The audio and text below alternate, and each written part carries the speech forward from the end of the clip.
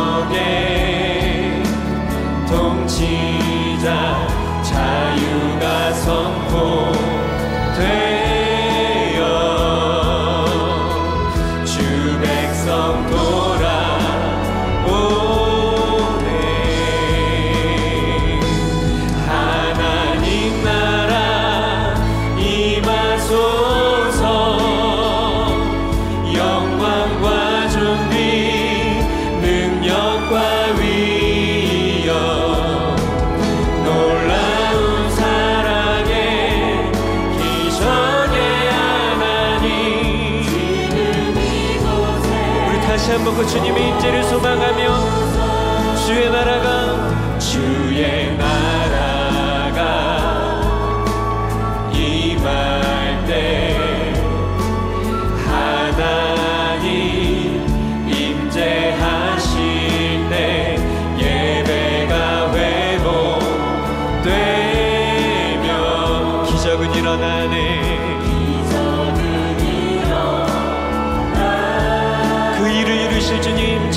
전능하신 주 전능하신 주 영원하신 능력의 통치자 자유가 선포되어 주 백성 돌아오네.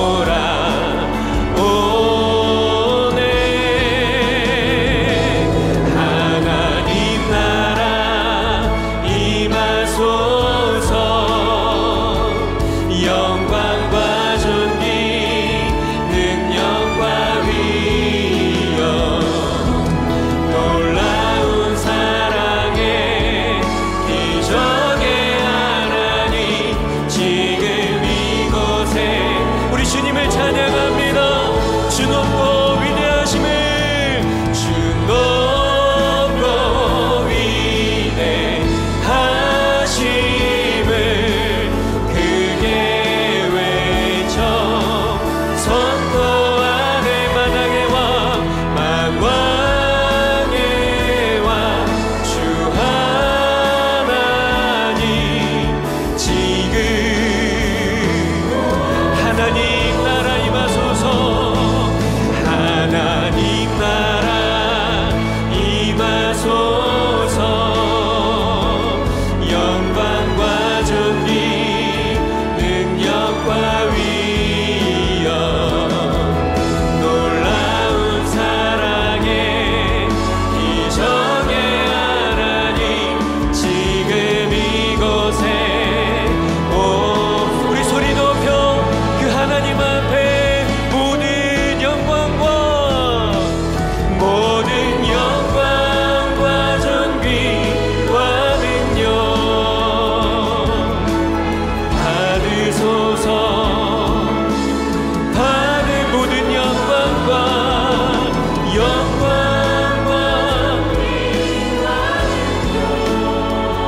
주님 받으소서. 아멘. 받으소서. 그리스도 살아계신 하나님 주님을 찬양합니다. 주님 큰 영광 받으소서. 홀로 찬양 받으소서.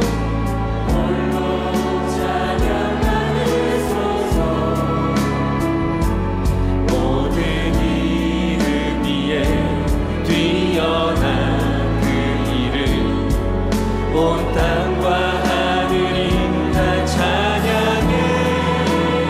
겸손하게 우리 무릎 꿇고 주 이름 앞에 영광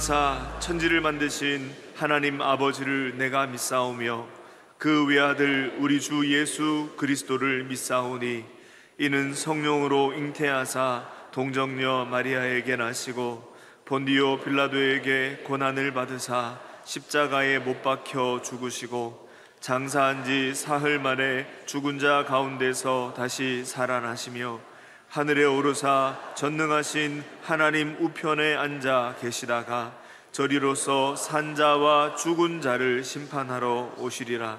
성령을 믿사오며 거룩한 공회와 성도가 서로 교통하는 것과 죄를 사하여 주시는 것과 몸이 다시 사는 것과 영원히 사는 것을 믿사옵나이다. 아멘. 그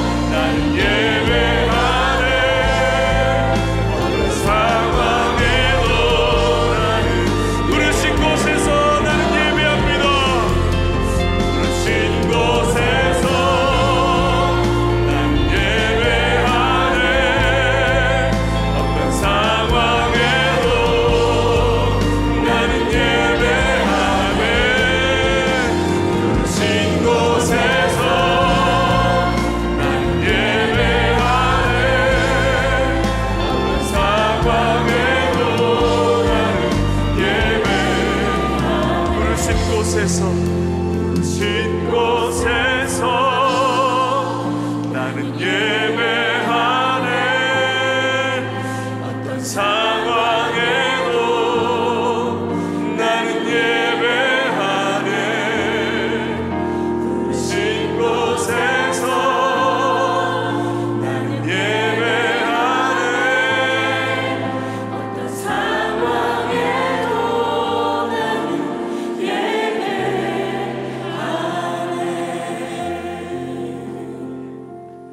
거룩하시고 전능하시고 참 좋으신 하나님 아버지, 감사합니다. 이 시간 함께 하셔서 저희 예배를 기쁘게 받아주시고 은혜로운 시간 되게 하옵소서. 일찍이 죄와 허물로 죽을 수밖에 없었던 저희를 위해 독생자를 내어주신 하나님의 그 크신 사랑과 순종하심으로 자기 목숨을 십자가에 내어주신 주님의 사랑에 깊이 감사합니다. 저희들 그 사랑으로 어렵다 하심을 받고 하나님 자녀의 신분으로 이렇게 믿음 생활하게 하심은 진정 은혜인 줄 믿습니다. 그럼에도 저희들 살아가며 많은 죄 문제가 거룩하신 하나님께 나아감을 가로막습니다. 하나님, 저희들 시시로 미쁘시고 의로우신 주님께 자복함으로 사함받고 씻음받기를 간절히 원합니다. 저희들 회개가 일상이 되게 하여 주시옵소서. 하나님 아버지, 요동치는 이 세상과 코로나 후유증으로 아직 많은 사람들이 질병과 실패, 관계와 경제적 어려움으로 소외되고 고통 중에 있습니다. 하나님, 저희들 사랑과 복음과 섬김으로 다가가게 하시고 그들로 하여금 주님의 위로와 회복과 평강을 경험하며 하늘 소망 두고 살게 하여 주시옵소서. 지금은 교회 해외 단기 선교의 계절입니다. 하나님, 모든 일정과 사역이 잘 되도록 은혜 주시며 각 팀 지체들 성령 안에서 하나 되고 조화를 이루게 하옵소서. 각각 현지에서 주님의 사랑과 살아계심과 일하심을 경험하는 귀한 시간 되게 하옵시고 또한 건강과 안전을 지켜 주시옵소서. 담임 목사님 말씀을 전하십니다. 성령님 늘 함께 하셔서 바쁜 일정과 책임과 목양에 피곤치 않게 건강 지켜주시며 하시는 모든 일들 하나님이 원하시고 기뻐하시며 주님 안에서 영광 나타나기를 소원합니다. 항상 풀어주시는 말씀들로 인해 저희들 깨어있는 믿음, 견고한 믿음으로 자라게 도와주시옵소서. 이 시간 찬양대의 찬양을 기뻐 받아주시며 곡조 따라 함께 부르는 가사 하나하나가 저희 삶의 고백과 감사와 기도가 되길 원합니다. 이후의 시간을 주님께 의뢰하고 감사드리며 능력이시고 소망이시고 생명이신 우리 주 예수님의 이름으로 기도드립니다.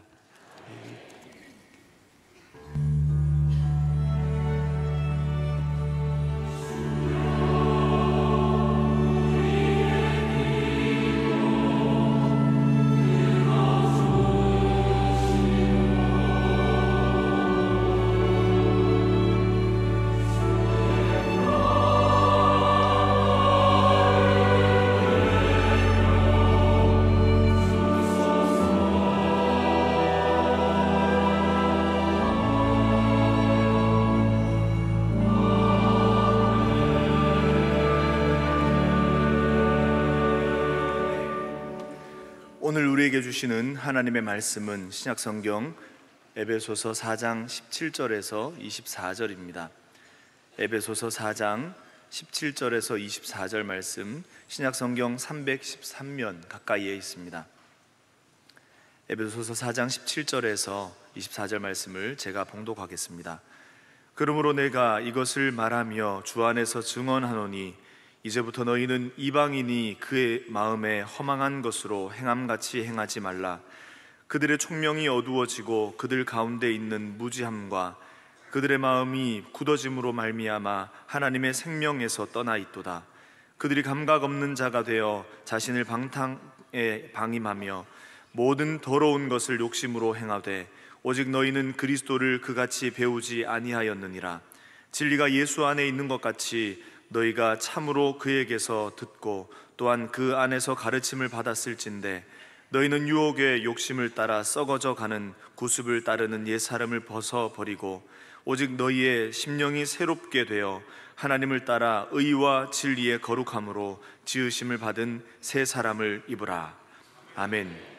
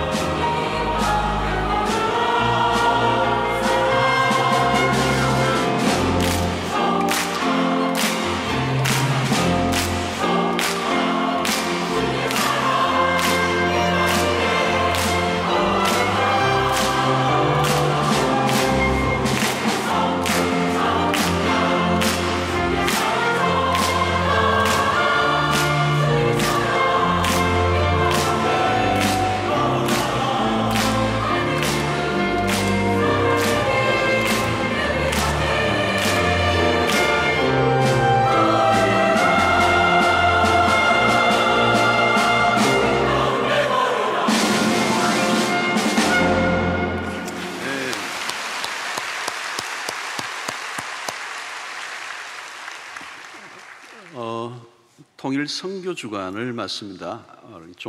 정전 70주년을 맞아서 교회가 한 주간 동안 특별 새벽 기도를 또 갖고 또 수요 1, 2부 예배까지 강사님들 모셔서 통일의 꿈을 또 우리 안고 함께 기도하고 또 말씀을 듣는 시간을 갖습니다. 많이들 참여해 주시고요. 광장에도 그림 전시들이 있고 또 기도 제목들이 용면에 있습니다. 보시고 한 주간 동안 함께 관심 가지고 기도해 주시고 더 동참을 해 주시기를 바랍니다. 카프리 선데이 차 안 가지고 오신 분들 대단히 감사합니다. 협조해 주셔서 매주 마지막 주간 차 안 가지고 오는 주간 잘 좀 협조해 주시기를 바랍니다. 다음 주일은 맥주 감사 주일로 지키겠습니다. 첫 열매를 하나님께 올려드리는 그런 절기입니다. 감사함으로 하나님 앞에 나가겠습니다. 매일 성경이 7, 8호가 나왔는데 여러분들이 꼭 구입을 하시면 좋겠습니다. 오늘 3부에 새로 오신 가족들이 계신데요. 한번 일어나시면 저희들이 환영하겠습니다. 우리 3부에 새로 오신 가족들 한번 계시면 오늘 3부에 많은 분들이 처음 오셨습니다. 정말 잘 오셨습니다. 여러분들 환영합니다. 축복합니다. 감사합니다. 감사합니다. 감사합니다. 네, 오늘 또 우리 3부에 유아 기도 있습니다.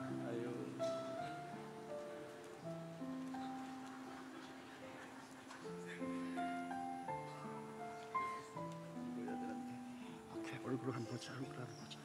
오케이. 보여요? 오케이. 네.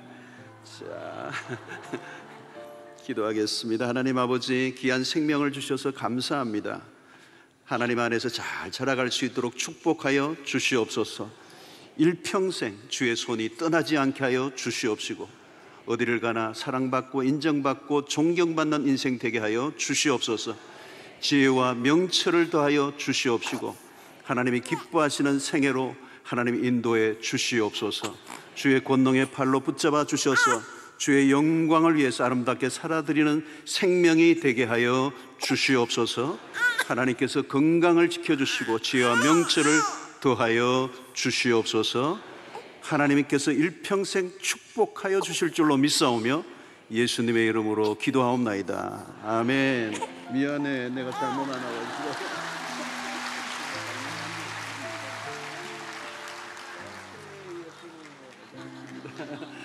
네, 내가 잘못 왔는가 봐. 축하합니다. 감사합니다. 아유, 감사합니다. 우리 교회가 강단 기도를 하니까 다른 분들도 다른 교회도 이제 하고 싶어 하는데 애들 안 낳는데요. 근데 저희 교회는 매주 매 예배마다 있습니다. 줄을 서고 있는데 귀한 생명들을 우리 공동체와 함께 기도해 한다는 게 얼마나 감사한지 모르겠습니다. 2부 때도 울었는데 3부 때 우는 거 보니까 내가 잘못 안 한 것 같은데 길이 없네. 자, 여러분들 6면을 여러분들 한번 보시면 하나님이 세우신 대한민국을 위한 기도 있죠. 한번 우리 같이 마음으로 읽으면서 기도하면 좋겠습니다. 우리 함께 6면 보면 하나님이 세우신 대한민국을 위한 기도 있죠. 6면 같이 읽으면서 기도하는 마음으로 같이 읽겠습니다. 시작. 이 나라와 민족을 온전히 붙들어 주시고 하나님 보시기에 합당한 나라 되게 하소서.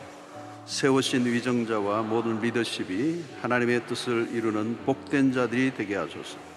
갇힌 자, 상한 자를 항상 기억하시고 하나님의 심정으로 북한의 동포를 사랑하게 하소서. 북한의 800만 다음 세대에게 복음을 전할 말씀과 기도로 준비된 거룩한 통일 세대가 일어나게 하소서. 아멘. 감사합니다. 자, 우리 앞뒤 좌우로 인사 나누겠습니다. 오늘도 주 안에서 복된 하루 되십시오. 성도님 얼굴만 봐도 힘이 납니다. 한 번 더 하겠습니다. 진짜입니다. 진짜입니다. 네, 진짜 맞죠, 여러분? 자, 우리는 지난주에 그리스도 안에서 서로 연결되어 그리스도와 같이 자라가는 그리스도에게까지 자라감, 온전함에 대해서 얘기했습니다. 그리스도의 장성한 분량에 이르러 또 그리스도에게까지 자라가라, 온전함에 대한 얘기를 했어요. 근데 오늘 17절에 보면 이제 접속사가 나옵니다. 그러므로라는, 그러므로 17절에 보시면 그러므로 내가 이것을 말하며 주 안에서 정언하노니 이제부터 너희는 이방인이 그 마음에 허망한 것으로 행함같이 행하지 말라. 바울은 갑자기 이전의 이야기로 돌아가고 있는 것 같아 보입니다. 에베소 교회가 있는 그곳은, 에베소 지역은 굉장히 이방의 문화가 강력한, 그다시 굉장히 큰 도시고요. 문명의 꽃이 핀, 문화적으로 이방 문화가 굉장히 뜨거운 곳이었습니다. 거기에서 그리스도인이 되었던 그런 이방의 문화 속에 있었던 사람들이 그리스도인이 되었습니다. 바울은 지금 얘기하는 거죠. 그리스도인이 된 오늘 이제 다시 이방의 이전의 상태로 돌아가서는 안 된다, 이 얘기를 하는 겁니다. 주 안에서 정언하노니 이제부터 너희는 이방인이 그 마음에 흥황한 것으로 행함같이 너희들이 다시 행하지 말아야 된다. 그러면서 바울은 이전의 삶, 그리스도를 알지 못했을 때의 삶의 특징을 잠시 열거를 합니다. 18절에요. 그들의 총명이 어두워지고 그들 가운데 있는 무지함과 그들의 마음이 굳어짐으로 말미암아 하나님의 생명에서 떠나 있도다 그랬습니다. 자, 이전에 그리스도를 알지 못했을 때의 삶이 어떠했는가? 첫 번째, 총명이 어두워지고 그랬습니다. 총명이 어두워지고. 자, 이것은 지식이 없다는 뜻이 아닙니다. 그들은 많이 알고 있습니다. 그런데 많이 알고 있지만 어두움 가운데 있는 것입니다. 이것은 지식의 부족이 아니라 진리에 대한 부족이라는 겁니다. 무지한 사람의 특징이 있습니다. 고집이 세다는 거예요. 가장 대책 없는 사람, 무지한데 고집이 세요. 예. 여러분, 사실 무지하면 고집이 세게 되어 있습니다. 그리고 고집으로 망하는 겁니다. 근데 그 사실은 이 무지, 이 고집은 무지에서 나오는 겁니다. 10가지 재앙을 당하고 만신창이가 된 애굽의 바로 왕이 그 고집의 극치를 보여주죠. 또 이스라엘 백성들이 종종 목이 곧은 백성이다, 이런 말을, 책망을 들었는데 이것이 고집입니다. 그것은 무지에서 나왔다는 거예요. 하나님의 이 무지는 하나님에 대한 무지고, 그 하나님에 대한 무지는 곧 죄에 대한 무지로 이어집니다. 죄를 죄인 줄 모르는 거죠. 무지에서 참 무서운 것은 죄를 죄로 모르는 겁니다. 그러므로 이 무지의 상태는 무슨 일이 일어날지 알 수 없는 상태를 말합니다. 여러분, 내가 나를 모른다, 이거 두려운 일입니다. 그것은 내가 무슨 죄를 짓고 사는지도 모른다는 얘기도 포함되어 있는 거고, 내가 무슨 짓을 할지도 모르는 것입니다. 그래서 이 불행이라는 것은 이 무지의 상태에 있는 것입니다. 그래서 결국은 무지하면 스스로 허망한 것을 쫓게 되는 것입니다. 그래서 내가 왜 그릇된 삶을 살고 있는지, 내가 왜 불행한 삶을 살고 있는지 그 원인을 모르는 것입니다. 자, 이 무지의 상태는 참 비참합니다. 오늘 세상에서 일어나는 온갖 죄악들이 일어나고 있는 이유도 여기에 있죠. 여러분, 이 21세기에 지금 러시아에서 일어나는, 우크라이나에서 일어나는 전쟁의 모습을 보십시오. 놀라운 거죠. 어떻게 저런 일이 오늘 이 시대에 일어날 수 있는가? 그런데 그 역사 속에 늘 일어났던 일이에요. 여러분, 하나님을 거부하는 인간은 무지의 구름에서 벗어날 수가 없습니다. 어리석은 삶을 반복해야 된다는 것입니다. 그래서 인간이 그리스도 이전의 삶은 무지의 뿌리가 너무 깊은 것입니다. 무엇이 옳고 그른지를 모르죠. 그렇기 때문에 변화가 불가능하다는 것입니다. 바로 이것이 총명이 어두워진 상태입니다. 이전에 우리가 그렇게 살았다는 것입니다. 그 다음에 또 하나가 뭐냐면 그들의 마음이 굳어져 있다는 것입니다. 여러분, 이 굳어져 있다는 것도 심각한 상태입니다. 근데 어느 정도 굳어졌느냐? 대리석보다 더 단단한 상태예요.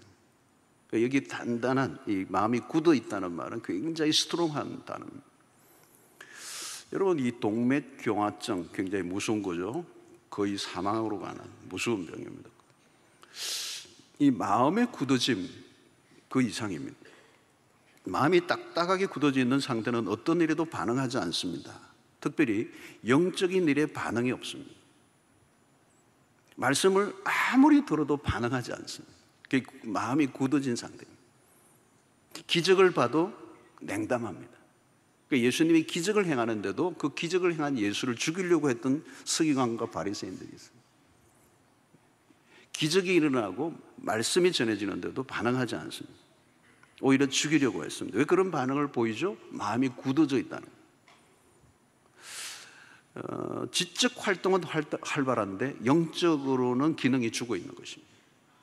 그래서 이것을 로마서 1장 21절에는 이렇게 표현합니다. 하나님을 알되 하나님을 아는 걸 하나님이 심어 놓으셔서, 그런데 하나님을 알고 있는데 하나님을 영화롭게도 아니하며, 이게 의지적인 반항입니다. 감사하지도 아니하고 오히려 그 생각이 허망하여지며 미련한 마음이 어두워졌나니. 인간의 상태를 아주 잘 진단한 말씀입니다. 그들은 감각이 없다는 겁니다. 감각이 없을 때 어떤 일이 일어난다고요? 오늘 본문에 자신을 방탕에 방임해버린다는 거예요. 더러운 욕심을 따라간다는 겁니다. 감각이 없다는 말도 심각한 거죠. 망가질 대로 망가진 상태입니다. 이 감각이 없는 상태는 마비 상태죠. 마비 상태. 그러니까 죄가 무서운 것은 점점 마비로 가는 겁니다. 마비 상태로. 그리고 죄를 짓고도 마음에 가책이 생기지 않아요. 사람을 죽여놓고도 고통이 느껴지지 않아. 이게 마비된 상태입니다. 마음이 감각이 없는 상태. 그래서 사람을 죽이고도 태어나고 죄를 정당화시키는 것입니다. 그리고 갈수록 대담하게 죄를 짓는 거죠. 그리고 죄가 얼마나 무서운가를 모르는 것입니다. 그래서 이것을 방임이라고 얘기하죠. 통제 불가의 모습. 철저히 본능을 따라 살아가는. 그 안에는 자제력이라는 게 전혀 작동하지 않는 것입니다. 이 자제력이 굉장히 오늘 여러분 현대사회의 모든 사람들에게 이 자제력 자체가 굉장히 고장이 심각하게 나 있는. 그래서 충동하고 자극하면 본능을 따라 그냥 행동하는 것입니다. 그래서 한번 시작하면 적당히가 안 되는 겁니다. 자제할 이유를 찾지 못하는 거죠. 그래서 해로운 줄 알고 있지만 끊지를 못하는 것입니다. 자, 그대로 계속하면 분명히 망하는 거예요. 알고 있어, 본인이. 망하는 줄 알고 있어. 그런데 거절하지 못해요. 이제 이것을 가르쳐서 우리는 몸에 익은 방종이라고 얘기하는 것입니다. 자, 죄 짓는 일에 있어서 못할 일이 없습니다. 들키지만 않으면 무엇이든지 합니다. 그래서 로마서에 의하면 이것을 가르쳐서 우리는 상실한 마음이라는 거예요. 하나님이 그래서 내버려 두신 거예요. 그 내버려 두심이 심판이죠. 자, 이들을 향해 바울은 하나님의 생명에서 떠나 있다 이렇게 얘기합니다. 죽은 상태, 살아있다고 보기 어려운. 인간의 내재된 정욕은 인간을 망가뜨립니다. 어디까지 가죠? 거의 동물적 삶입니다. 짐승처럼 삽니다. 성경의 곳곳에 표현에 하면 짐승보다 못한 상태. 자, 이런 것들이 예수 그리스도를 알기 전에 우리 안에 있었던 것들이에요. 섬찟하죠. 그러니까 바울은 과거에 우리가 어떤 삶을 살았는가를 열거해 주고 있는 거죠. 도무지 구원을 받을 상태가 아니었다. 그런데 우리를 구원해 주셨다. 구원받은 지금의 자리에서 다시 이전의 삶을 잠깐 리뷰하는 거죠. 리뷰하면서 바울이 오늘 이 얘기하는 것은 어떻게 다시 이전의 상태로 돌아갈래? 이 얘기를 하는 거죠. 바울은 과거의 행위로부터 떠나야 한다. 그러면서 20절에 오직 너희는 그리스도를 그같이 배우지 아니하였느니라. 너희는 전혀 다른 걸 배웠다는 거예요. 세상에서는 그런 것에 익혀 있었는데 이제는 너희들이 다르게 살아야 된다. 세상의 사람들이 마음에 험한 것을 쫓고 총명이 어두워지고 마음이 굳어지고 무지함에 빠졌던, 그래서 생명에 떠나 살았던 그들과 다른 너희들은 이제 그리스도를 배웠기 때문에, 그리스도를 배우고 그리스도를 배울수록 세상의 가르침과 얼마나 다른가를 알려주는 거죠. 무지에서 벗어나게 하고 감각 없던 자에게서 다시 우리의 모든 감각이 살아나며 죄가 무엇인지를 다 분별하게 알 수 있도록 가르쳐주는 것이 그리스도를 배울 때 일어나는. 그래서 이제는 삶의 방식이 이전의 삶과는 전혀 다른 행동, 방식, 습관, 언어, 사고방식, 세계관 다 바뀌어져야 된다. 이 얘기를 하고 있는 거죠. 그래서 오늘 22절, 24절에 유명한 구절이 나와요. 너희는 유혹의 욕심을 따라 썩어져 가는 구습을 따르는 옛사람을 버리고 오직 너희의 심령이 새롭게 되어 하나님을 따라 의와 진리의 거룩함으로 지으심을 받은 새 사람을 입어라. 자, 여기서 바울은 옷 이야기를 하고 있어요. 옷 이야기를 하고 있어요. 그리스도인의 삶을 옷으로 비유합니다. 무엇을 입느냐? 입는다는 것은 삶의 한 표현이죠. 그리고 이 입는 그 옷이 자신의 정체성을 드러내는 것입니다. 왕이 입는 옷이 있잖아요. 왕의 옷이. 죄수가 입는 옷이 다른 거거든요. 입는 것을 통하여 그가 누구인가를 드러냅니다. 옷 차림새만 보아도 대충 그 사람을 알 수가 있어요. 직업도 알 수가 있고. 이 바울은 에베소서에서 계속 옛 옷을 벗어버리고 새 옷을 입어라. 그러면 옛 옷은 어떤 것인가? 유혹의 욕심을 따라 썩어져가는 구습이 옛 옷이다. 옛 삶은 뭘까요? 썩어져가는 그 욕심. 우리의 욕심이 끌리는 대로 살았던 삶이 옛 옷이었다는 겁니다. 구습이라는 거죠. 그래서 이제는 새로운 삶으로 바뀌어야 된다. 바울은 새롭다라고 하는 표현을 자주 써요. 로마서 12장 2절에도 너희는 이 세대를 본받지 말고 오직 마음을 새롭게 함으로 변화를 받아. 그렇죠? 새로운 삶을 살려고 하면 먼저 옛 사람을 버려야 된다. 새 옷을 입으려고 하면 옛 옷을 벗고 새 옷을 입어야 됩니다. 자, 옷이라는 개념을 잘 이해합니다. 사람들은 패션에 굉장히 신경을 쓰죠. 옷이 날개다. 사람은 옷으로 변신을 시도합니다. 무엇을 입을까? 이게 굉장히 중요한 거죠. 옷이 굉장히 중요한 거죠. 무엇을 먹을까, 마실까, 입을까 염려하지 말라라고 할 때 이 의식주의 정말 옷이라고 하는 것은 굉장히 중요한 거죠. 우리 한국 사람이 특별히 옷에 관심이 굉장히 많습니다. 패션에 관심이 많고. 자, 여러분, 우리 사람들마다 우리는 옷장을 가지고 있습니다. 그 옷장 안에 과거에 자랑스럽게 입었던 옷들이 쌓여 있을 거예요. 근데 바울은 지금 얘기하는 거죠. 옛사람의 그 옷들을 다 정리해라는 거죠.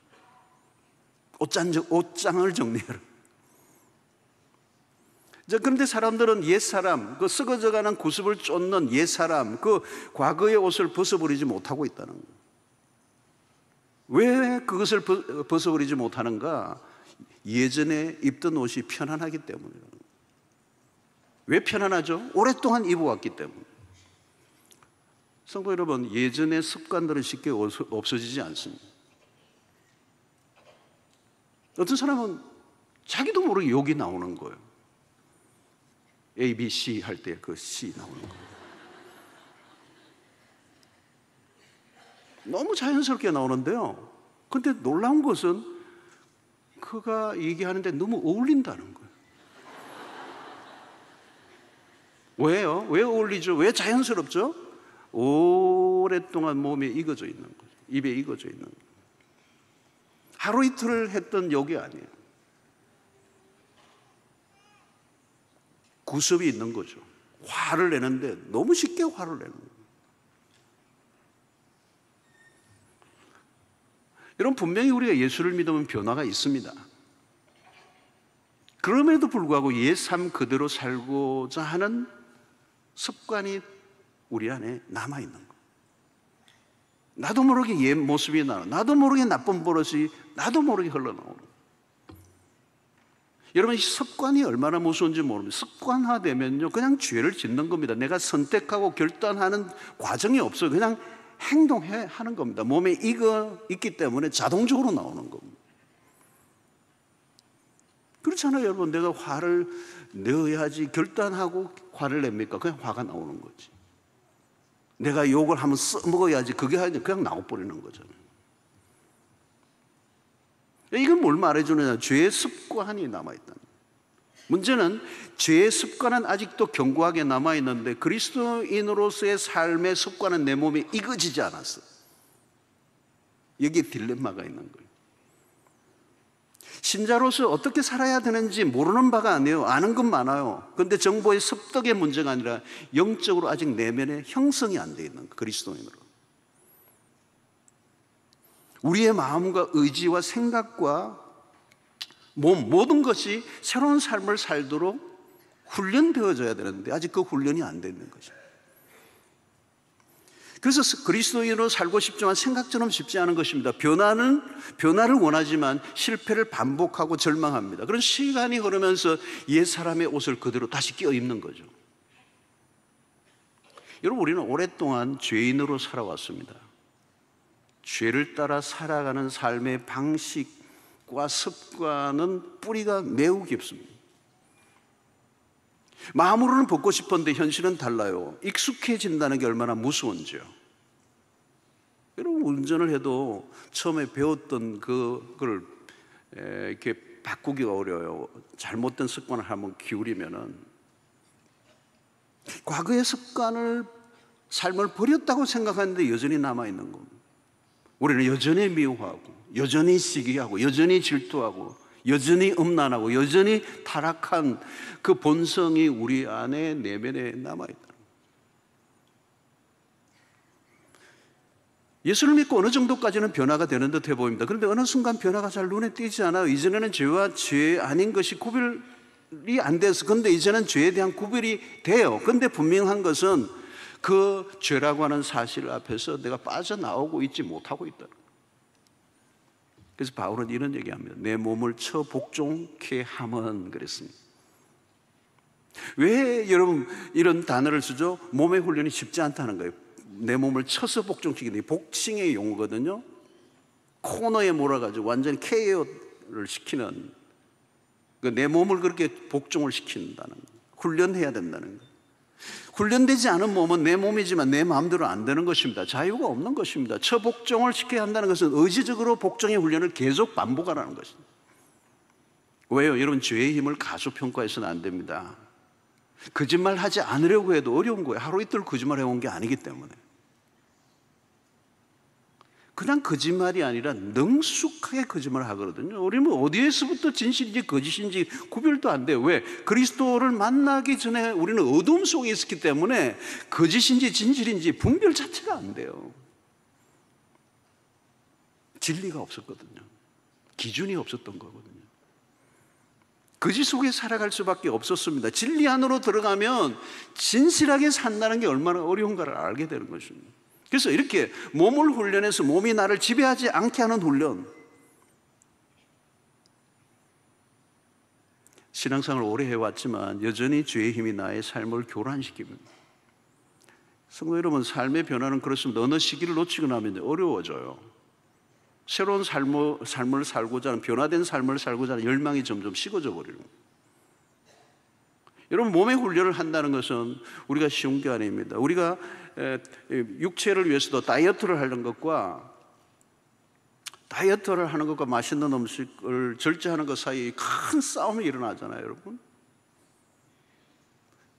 내가 좀 다이어트를 하려고 결심을 한 순간부터 왜 그렇게 또 먹을 일이 많이 생기는지.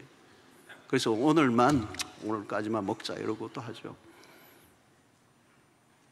여러분, 대충 몸무게 줄이는데도 상당한 훈련이 필요해요. 그죠? 여러분도 많이 경험하셨잖아요. 저도 조금만 감량이 되면 입을 옷이 하나 있는데 몇 년째 못 입고 있습니다.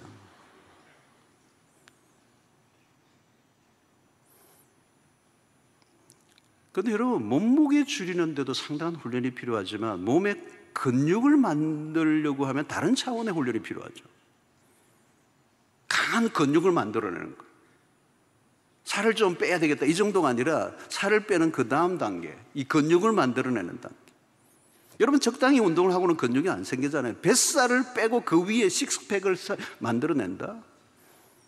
그건 어나더 클래스죠. 꿈 같은 얘기예요. 그래서 사람들 어때요?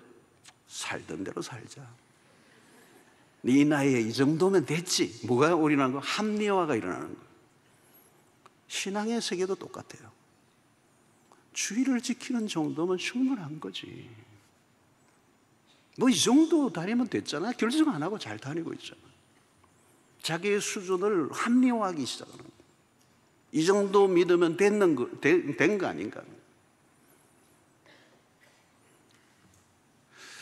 여러분, 오늘 우리의 신앙의 세계의 변화는 감량 조절 정도가 아니라 근육을 만들어내서 우리의 일상 속에 그리스도인으로 실력을 드러낼 수 있는 단계까지 가야 되거든요. 그게 그리스도에게까지 자라가라는 거예요.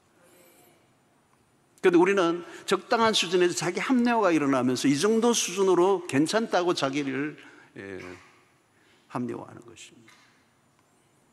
여러분, 누가 나를 힘들게 해도 내가 입으로 죄를 짓지 않으려고 하는 거 어려운 일입니다. 원수를 만났을 때 그를 사랑하는 거 쉽지 않습니다. 돈의 유혹이 왔을 때, 세상적 유혹이 왔을 때 신자로 살아가는 일에 얼마나 많은 태클들이 일어납니까? 영적 실력을 행동으로 입증하는 것은 쉬운 게 아니에요. 자기 합리화하려고 하는 것과 싸워야 한다는 것입니다. 여러분, 머리로 아는 것과 실천으로 옮기는 것은 다른 것입니다. 훈련의 과정에서 늘 승리하는 것은 아니에요. 실패를 반복합니다. 그러나 여러분, 우리가 끊임없이 반복적 실천을 해야 되는 이유는 그 말씀이 우리의 몸에 익을 때까지, 죄에 익숙해져 있는 우리의 몸을 이제 하나님의 말씀에 익숙한 단계까지로 나아가기 위해서 우리는 끊임없이 우리의 몸에 훈련을 해야 한다는 것입니다. 그래서 바울이 즐겨 사용하는 것이 새롭게 한다는 거예요. 23절에도 오직 너희의 심령이 새롭게 되어, 로마서 12장 2절에도 마음을 새롭게 함으로, 24절에도 새 사람을 입어라. 무엇을 벗고 무엇을 입어야 하는지를 분명히 알려주고 있는 것입니다. 그리스도인이 된 이상 이전의 옷은 더 이상 어울리지 않는다. 로마서 13장 14절 오직 주 예수 그리스도로 옷 입고 정욕을 위하여 육신의 일을 도모하지 말라. 이전의 옷은 어떤 옷이죠? 정욕의 옷이라는 것, 육신의 쾌락을 추구하는 옷이라는 것. 그러나 이제 새 옷은 하나님이 우리에게 은혜로 주신 옷입니다. 그 옷이 어떤 옷이죠? 골로새 3장 12절 그러므로 너희는 하나님이 택하사 거룩하고 사랑받는 자처럼 긍휼과 자비와 겸손과 온유와 오래 참음을 옷 입고. 긍휼의 옷, 자비의 옷, 겸손의 옷, 온유의 옷, 인내의 옷. 이 옷은 삶의 방식과 연결됩니다. 그리고 이 옷이 몸에 착 달아 붙어야 되는 거죠. 그게 어울리는 것입니다. 옷과 몸이 따로 놀면 안 되잖아요. 그리스도의 옷을 입은 것이 우리에게 자연스러워야 되는 거예요. 여러분, 겸손과 온유가 어울려야 돼요, 우리에게. 어떤 분은 겸손하려고 애를 쓰는데 굉장히 보는 이로 하여금 어색해요. 어떤 분은 별로 행동하는데, 하지 않는데 그냥 겸손이 그냥 우르르 나오는 거죠. 그게 자기 옷이기 때문이에요. 자기도 편안하고 다른 사람 보는 이들도 아주 편안한 것입니다. 그래서 사람들이 무슨 표현을 하죠? 당신이 그리스도를 닮았다라고 하는 표현을 듣는다면 내가 그리스도 옷을 입은 것입니다. 그러므로 우리는 끊임없이 계속해서 이 성화의 과정을 위하여 노력해야 합니다. 그래서 빌립보서 2장 12절에 그러므로 나의 사랑하는 자들아 너희가 나 있을 때뿐 아니라 더욱 지금 나 없을 때에도 항상 복종하여 두렵고 떨림으로 너희 구원을 이루라. 여러분, 우리가 계속적으로 변화하지 않으면 어느 순간 굳어져 버려요. 그냥 사는 대로 사는 겁니다. 그래서 오늘 여기 새 옷을 입는 이 일은 계속 진행형입니다. 계속 반복해야 돼요.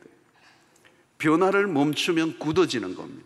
굳어지면 종교 생활이 되는 거예요. 종교는 죽은 영입니다. 거기에 생명의 역사가 일어나지 않습니다. 여러분, 우리가 계속 배워야 되고 말씀을 읽어야 되고 묵상해야 되고 적용해야 한다는 거예요. 여러분이 매일 성경을 이거 꼭 구입하셔야 돼요. 이게 커피 한 잔이면 되거든요. 구입하시기를 강력히 이 연사 주장합니다. 여러분 꼭 사세요. 그래서 여기 보면 매일 본문이 나와요. 매일 해야 돼요, 여러분. 밥을 매일 먹어야 되잖아요. 우리의 건강을 위해서, 우리의 변화를 위해서 매일 하나님의 말씀에 빛 앞에 자신을 비추어 보는 겁니다. 여기 오른쪽에는 묵상을 도와주는 말씀들이 있거든요. 너무 좋아요, 너무 좋아요. 이거 한 4,000원 하나요? 이거보다 좋은 게 없어요. 말씀을 읽고 묵상하고 적용하는 일을 계속하는 일밖에 없어요. 하나님의 말씀을 안 읽고 변화가 가능한가? 그냥 읽어서 되는 게 아니에요. 묵상을 하셔야 돼요. 그리고 묵상의 핵심은 뭐냐면 그 오늘 읽었던 묵상한 말씀을 내 삶에 적용하는 거예요. 적용하는 겁니다. 이거는 실제적으로 내 행동에 옮기는 거죠. 하나님의 말씀. 읽었던 것과 그냥 생각한 것과 그 말씀을 그대로 살아서 그 말씀이 내 몸에 딱 붙어서 내 옷과 같이 되었다. 이 겸손이 어색하면 안 되는 거예요. 사랑하는 게 어색하면 안 되거든요. 사랑이 옷이 돼야 돼요. 옷으로 입어야 되는 거예요. 그리스도로 옷 입는다는 말은 그리스도를 닮는 거고 그리스도가 사랑한 방식으로 내가 사랑한다는 것인데 그걸 계속적으로 반복하다 보면 그게 내 몸에 있는 거죠.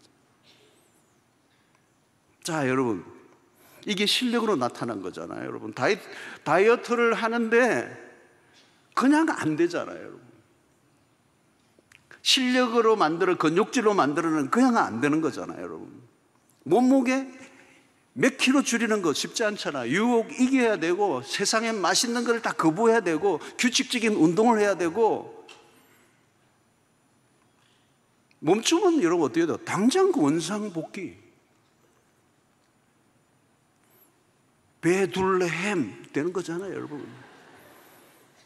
그러면 그때부터 어떻게 해요? 다이어트는 포기해버리고 넉넉한 옷으로 자신을 커버하려고 하는 거죠. 여러분, 우리의 몸은요 죄를 짓기에 최적화되어 있어요.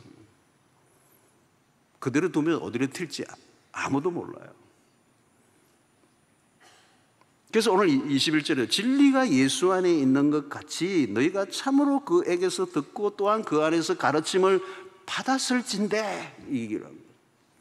하나님의 말씀을 계속 배우고 가르침을 받아야 되고, 가르침을 받을 뿐만 아니라 그 말씀을 살아내야 되고, 그 진리가 우리 안에 거할 뿐만 아니라 그 말씀이 우리의 삶의 거룩한 습관으로 익혀지기는 단계까지 가도록 해야 된다는 거죠. 여러분, 습관을 우리는 제2의 천성이라고 얘기합니다. 천성이라는 말이 뭘까요? 그냥 타고난 것 같은, 자동적으로 나오는 거예요. 사랑하려고 애를 쓰는 어려운 이유는 뭐냐? 아직 천성이 안 된 겁니다. 여러분, 하나님은 사랑이시다라는 말과 하나님은 사랑하신다는 것, 이 말은 달라요. 하나님이 사랑하신다는 이 말보다 하나님이 사랑이시다는 말이 훨씬 더 강력한 거예요. 하나님이 사랑이시다는 이 말은 하나님은 사랑하는 게 어려운 분이 아니세요. 그냥 사랑 자체세요.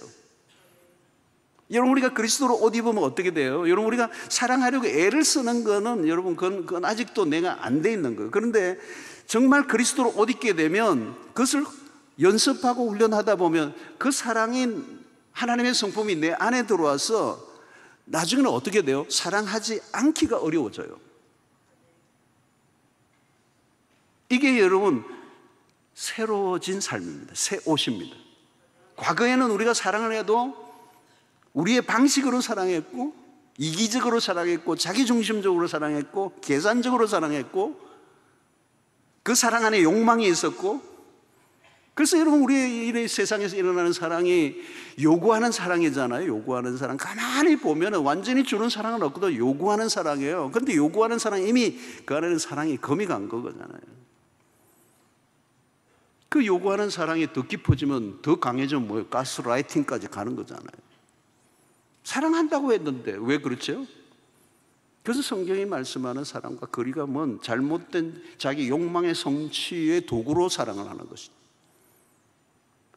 그런데 여러분, 그 하나님의 말씀이 우리 안에 계속적으로 되어질 때 우리가 사랑한다 할지라도 그 사랑이 새로운 사랑이에요. 그게 그리스도로 옷 입는 것입니다. 이기심이 빠져버린, 완전히 주님이 우리를 사랑하셨던 그 방식으로 우리가 사랑하도록 우리를 이끄는 그 단계까지 우리가 가야 된다는 겁니다. 자, 이것은 어떻게 해요? 이 영적 변화를 위해서 훈련이 필요하다는 것을 얘기하는 것입니다. 그냥 1년, 12달, 아니면 10년 그냥 교회만 다니면 변화가 일어난다. 그거 개런티는 없어요, 성경이. 훈련을 해야 된다는 거예요. 그래서 교회 안에서도 우리가 훈련의 장안으로 우리를 불러주셨어요. 그 훈련은 어떻게 해요, 여러분? 우리는 가장 가까운 사람과의 관계 속에서 훈련을 하는 겁니다. 그래서 교회와 가정이 가장 우리가 훈련받기에 좋은 도장이에요. 그리고 그 안에서 사랑하는 거예요. 여러분, 사랑한다는데 아프리카에서 사랑합니까? 지금 여기에서 일어나는 일이죠. 여기 안에서 훈련시키는 거죠. 그래서 교회 안으로 깊이 들어와야 되고, 우리가 서로 연결돼야 되고, 소그룹 안으로 들어가야 되고, 그 안에 들어가면 반드시 까칠까칠한 신자가 딱 버티고 있고, 그래서 우리를 훈련시키는 거죠. 나 혼자 잘할 수 있게 해달라, 그런 것은 교회에 없다는 것입니다. 그래서 존 칼빈은 교회를 운동장 혹은 체육관, 학교로 비유하고 배우고 가르치는 준비와 실천의 공동체를 교회라고 얘기했습니다. 그냥 교회만 열심히 다닌다고 변화되는 건 아닙니다. 자칫하면 우리가 우리를 속게 되는데요, 그냥 교회만 다니면 이중생활에 능하게 될 수가 있습니다. 일상과 영적 생활이 철저히 분리된 삶을 살 수 있다는 겁니다. 훈련은 뭘까요? 일상과 영성을 일치시키는 거고, 몸과 마음이 하나가 되게 하는 훈련입니다. 그래서 이 뿌리 깊은 습관을, 옛 습관을 바꾸기 위해서는 지속적으로 어떤 힘을 가해야 되는데, 이게 훈련이라고 하는 것입니다. 그래서 그리스도의 옷이 우리의 몸에 익숙해지는 단계까지 가도록 하는 것이죠. 여러분, 그리스도의 옷이 처음에는 어색하고 불편하고 내 옷이 아닌 것 같습니다. 그러나 우리가 입어야 할 옷은 예수 그리스도의 옷입니다. 그것보다 새로운 것은 없습니다. 우리는 끊임없이 세상의 옷을 입도록 유혹을 받습니다. 옛사람의 옷은 더 이상 내 옷이 될 수가 없습니다. 그래서 우리는 계속해서 그리스도의 옷을 입는 훈련을 반복해야 돼요. 사랑으로 옷을 입어야 하고, 거룩의 옷을 입어야 하고, 온유와 겸손의 옷을 입어야 하고, 미움을 버리고 사랑의 방식을 선택하고, 거짓을 버리고 진실의 옷을 입는, 음란을 버리고 거룩의 옷을 입는 이 노력을 반복해야 한다. 여러분, 이것은 우리의 힘만으로는 되지 않습니다. 성령의 도우심이 필요합니다. 하나님의 은혜가 임해야 돼요. 율법적 노력만으로는 안 됩니다. 그래서 성화는 우리 홀로의 작업이 아니에요. 성령의 도움을 계속 받는, 하나님의 은혜가 우리에게 임하는. 여러분, 노예가 자기 스스로는 자유인이 될 수가 없습니다. 새로운 주인이 나타나서 나를 데리고 가야 온전한 자유가 오는 것입니다. 오늘 우리의 삶에 성령이 찾아오시고 우리의 속사람을 강건케 하는 역사가 일어나야 됩니다. 여기 에베소 3장 16절에 얘기했던 거 아닙니까? 그 영광의 풍성함을 따라 그의 성령으로 말미암아 너희 속사람을 능력으로 강건하게 하시오며. 여러분, 우리가 부지런히 은혜 생활에 참여해야 합니다. 우리의 죄성은 그대로 두면 고개를 들고 일어나요. 그대로 두면 죄의 힘은 세집니다. 총명이 얻어지지 않게 하려고 하면 하나님의 말씀을 계속 보아야 돼요. 묵상을 하되 성령이 깊은 깨달음을 주시도록 간구해야 되는 거예요. 성령이 가르쳐 주셔야 된다는 것이죠. 지혜는 그리스도 안에서 주어지는 것입니다. 그리스도를 아는 것이 지식이고, 그리스도를 알면 알수록 무지에서 벗어나 총명에 이르게 됩니다. 그래서 골로새서 2장 3절에 뭐라고 합니까? 그 안에는 지혜와 지식의 모든 보화가 감춰져 있느니라. 무지에서 벗어나려면 성령의 도우심을 받아야 하고, 그 성령은 우리를 진리 가운데로 인도해 주시는 것입니다. 사랑하는 성도 여러분, 오늘 우리는 성령이 성령을 통하여 주시는 이 총명의 눈이 열려야 돼요. 이전에는 무지 속에 살았기 때문에 거짓인 줄 모르고 행했던, 우리의 영적 감각이 무뎌지도록 방치하면 안 되는 거예요. 여러분, 감각이 무뎌지면 죽는 겁니다. 영적인 민감성을 계속 키워야 합니다. 죄에 대해서 둔감해지면 안 되는 거죠. 여러분, 인간이 바닥으로 떨어지는 건 한순간입니다. 그래서 피상적이고 감상적인 신앙생활로 만족해서는 안 돼요. 끊임없이 우리는 세상과 다르게 사는 법을 익혀야 되고, 이전의 삶이 점점 낯설어져 가야 된다는 거예요. 그래서 여러분이 옷을 입는다는 것은 반복적인 행위입니다. 예수 그리스도의 옷을 계속 입는다는 것은 온전한 변화된 삶을 말합니다. 그래서 우리의 의지, 마음의 방향, 정서 혹은 생각까지 변화된 삶을 말합니다. 성도 여러분, 이제 창고 정리를 하셔야 돼요. 퀴퀴한 냄새가 나는 남루한 옛 옷들로 가득한 창고를 정리해야 돼요. 아직 정리되지 않은 옛 습관이 있는가 하는 거죠. 모든 게 달라져야 돼요. 돈을 버는 방식도 달라져야 되고, 돈을 대하는 태도도 달라져야 되고, 돈을 버는 목적도 바뀌어야 되고. 여러분, 세상 사람들과 똑같으면 아직 옛사람의 옷을 그대로 입고 있는 거예요. 여러분, 예수를 믿고 난 다음 무엇이 달라졌는지 한번 곰곰이 생각해 보십시오. 바뀐 게 무엇인가? 교회에 다니는 것 말고 달라진 게 뭐냐는, 주변의 사람들이 나를 보고 너 많이 달라졌다. 여러분, 그 얘기를 들어야 돼요. 가까운 사람이 너 요즘 많이 달라졌다. 달라져야 정상이죠. 새 옷을 입었으니까.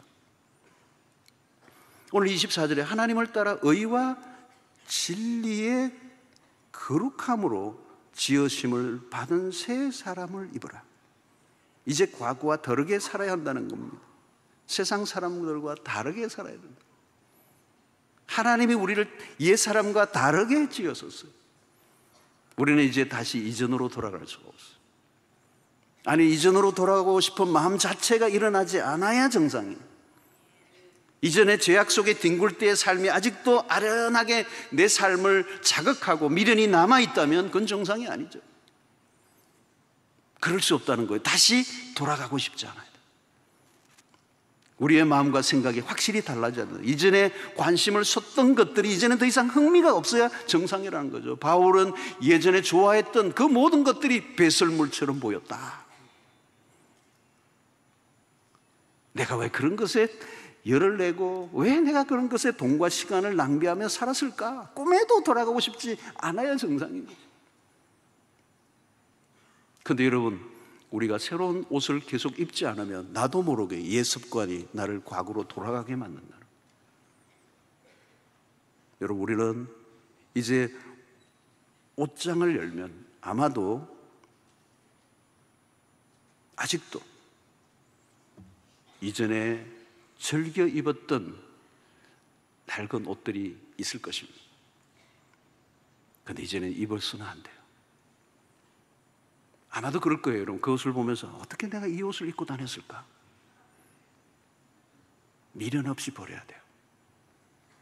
그리스도로 옷 입으시기 바랍니다. 그리스도로 옷을 입는다는 건 뭘까요? 우리의 생각과 행동과 습관과 언어와 삶의 방식 전체의 변화를 의미하는 것입니다. 아마 이제 다음 주간은 이 말에 대한 것들을, 우리의 새 옷을 입은 자들의 말이, 언어가 어떻게 달라져야 하는가를 바울은 계속 얘기해요. 여러분, 우리가 욕망하는 것, 우리가 상상하는 것마저도 그리스도를 향해 있어야 돼요. 여러분, 내가 그리스도로 옷을 입고 있다는 걸 잊어서는 안 돼요. 패션 테라피라는 게 있어요. 옷으로 마음의 상처를 치유하는 이 일들이 실제적으로 있어요. 그러니까 옷이 주는 힘이 있어요. 여러분, 우울하신 분은 너무 시커먼 거 뒤집어 쓰지 마시고 화사하게 한번 읽어보세요. 이 옷이 자기에게 영향을 준다는 거예요. 이게 옷, 패션 테라피. 입고 있는 옷이 그 마음에 영향을 주는 게 맞아요. 남자분들은 알아요. 군복과 예비군의 군복을 입으면 너무나 다르다는 거예요. 예비군복만 입으면 남자들이 이상하게 총을 거꾸로 매기 시작하고 행동이 이상해진다는 거예요. 이 패션 테라피와 연관이 있는 거예요. 옷이 자기에게 영향을 주는 거예요. 아무렇게나 옷을 입은 사람은 아무렇게나 행동할 가능성도 있는 거예요. 옷을 보면 그게 모든 게 그 심리적 것들이 다 드러나는 거예요. 그래서 그리스도로 옷 입는다는 그 굉장히 중요한 의미를 담고 있는 거예요. 사랑하는 성도 여러분, 그리스도로 옷을 입고 아무렇게나 말하고 행동하고 살아갈 수는 없습니다. 그리스도의 옷을 입은 채로 죄를 마음대로 지을 수 없어요. 여러분, 죄수복을 입으면 이름이 딱 떨어져 버리고, 이름이 떨어진다는 말은 인격이 없어져 버리는 거예요. 숫자로 표현되는, 자존감이 확 떨어져 버려요. 1번, 2번으로 가는 거거든요. 이건 굉장히 무서운 거예요. 그러면 자기 자신의 자존감도 떨어져서 자기 자신도 그냥 함부로 행동하게 돼요. 그리스도에게까지 자라가라. 그리스도의 장성한 분량에 이르러 구원은 우리가 겨우 죄 짓지 않는 수준 정도, 아니 죄에 대한 욕망을 그냥 저지하기 위해서 애를 쓰는 수준으로서 우리를 살아가기를 원치 않았어요. 그리스도에게까지 자라자. 그리스도를 닮은 자로. 그리스도를 따른다는 말은 그리스도를 닮겠다는 것이고, 그 닮겠다는 표현이 그리스도로 옷 입는 것입니다. 여러분, 내가 사랑하는 삶을 산다는 것은 바로 그리스도로 옷을 입는 것과 같습니다. 세상의 방식은 원수였습니다. 세상은 싸우는 것이었습니다. 세상의 방식은 쟁취하는 방식이었습니다. 상대를 죽이고 내가 사는 것이었습니다. 그런데 우리가 사랑한다는 건 뭐예요? 그리스도로 옷을 입는 것입니다. 세상은 프라이드, 높아지고자 몸부림을 치는 세상입니다. 그러나 우리는 낮아지기를 힘쓰는 사람들이에요. 그 겸손이 그리스도의 옷입니다.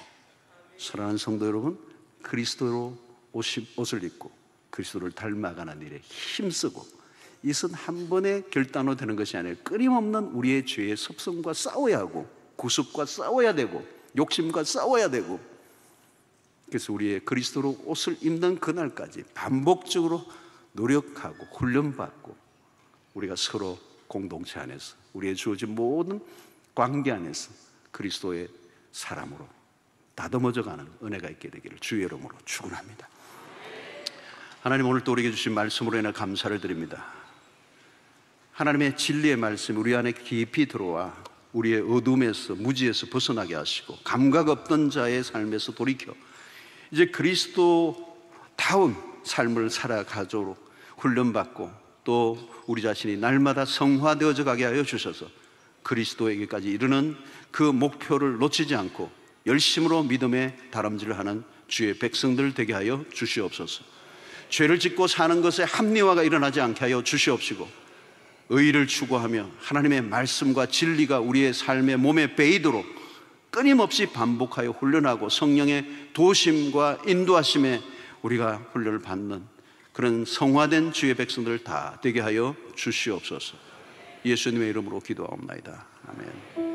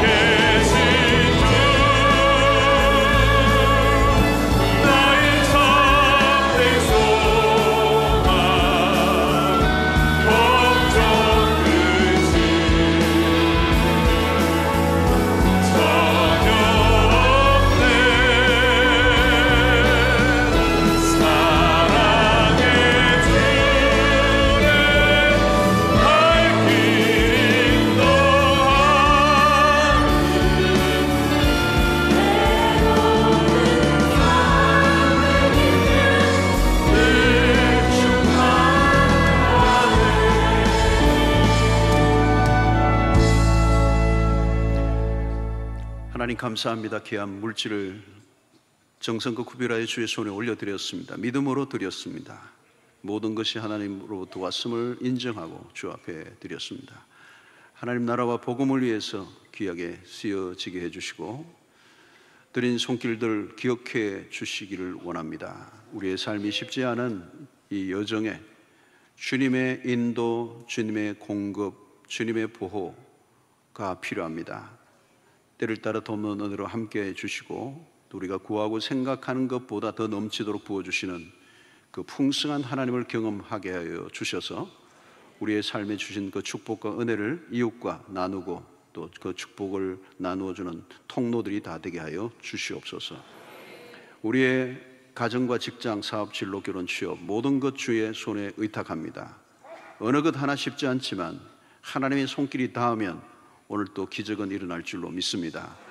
99% 모두가 안 된다고 했던 것이랄지라도 하나님이 되게 하시면 될 줄로 믿사오니 세상의 소리에 귀를 기울이지 않고 우리의 믿음을 더 강화시키는 저희들 되게 해주셔서 벼랑 끝에서도 날아오르는 믿음의 비상의 역사가 있게 하여 주시옵소서. 또 병중에 있는 성도들 주님 불쌍히 여겨주시고 치료의 손길로 함께해 주셔서 뻘떡 일어나는 기적이 일어나게 하여 주옵소서. 정신적으로도 고통하는 백성들 많이 있습니다. 하나님 마음을 지으신 하나님만이 고칠 수 있는 줄로 믿사오니 치료의 광선을 발하여 주시옵소서. 하나님 태의 문을 열어 주시옵시고 사업의 문이 열리게 하시고 직장의 문이 열리게 하여 주시고 관계의 문이 활짝 열리게 하여 주시옵소서. 오늘도 처음 난 우리 교우들 한 분 한 분 축복하시고 우리의 믿음의 세계 안에서 구원의 풍성함을 누리며 날마다 변화를 경험하는 신앙 되게 하여 주시옵소서. 교회를 위해 수고하고 애쓰는 모든 일꾼들에게 복 주시기를 원하오며 흩어져 있는 백성들 군대로 유학으로 출장으로 어디에 있든지 임마누엘로 함께하여 주시옵소서. 이제 세상을 향하여 나아가는 주의 백성들의 발걸음을 인도하여 주시옵시고 주의 권능의 팔을 펴서 우리의 모든 일상 속에 위험한 일들로부터 악한 자들로부터 마귀로부터 보호하여 주셔서 승리하는 한 주간 되게 해 주시옵소서. 예수님의 이름으로 기도하옵나이다. 아멘. 이제는 우리 주 예수 그리스도의 놀라우신 은혜와 하나님의 크신 사랑과 성령의 교통하심이 유혹의 욕심을 따라 썩어져가는 구습을 벗어버리고 새 옷 그리스도로 옷 입고 변화된 삶을 살아 하나님 앞에 영광을 돌리기로 결단하고 돌아가는 주의 백성들 머리 위에 지금부터 영원토록 함께 있을지어다. 아멘.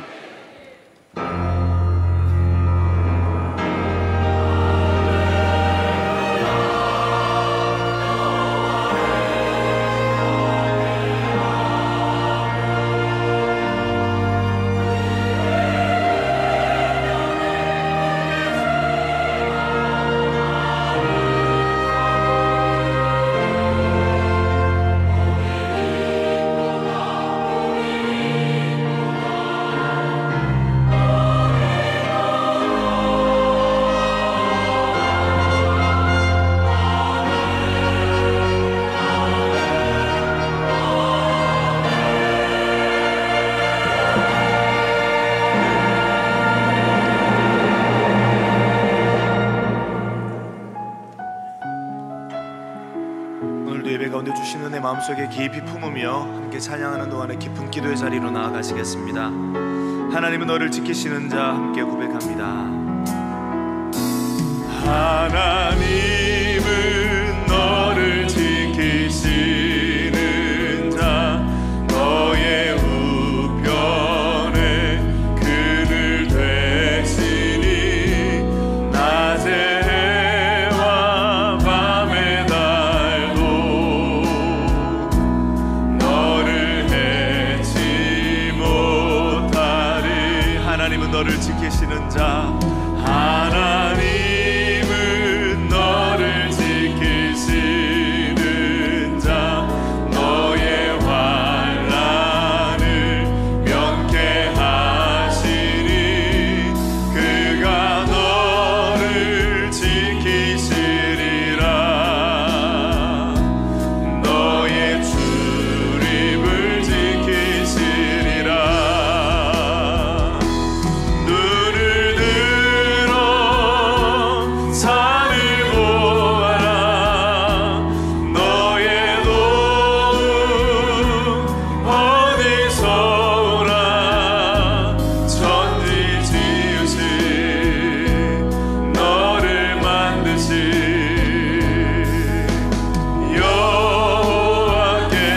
다시 한번 고백합니다. 하나님은 너를 지키시는 자, 하나님은 너를 지키시는 자, 너의 우편에 그를 외치니 낮에 해와 밤의 달도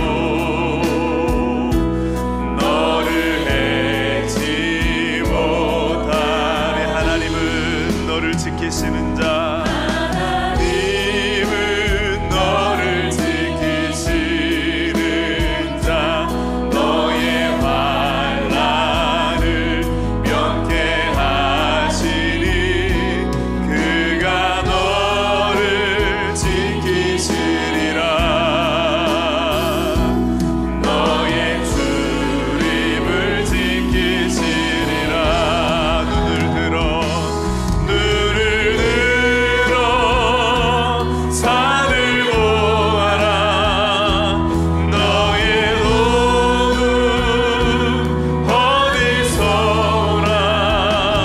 천지 지으신 너를 만드신 여호와께, 천지 지으신 너를 만드신, 천지 지으신 너를 만드신 여호와께로다. 아멘, 아멘. 이번 한 주간도 주의 은혜 가운데 승리하시기 바랍니다. 감사합니다.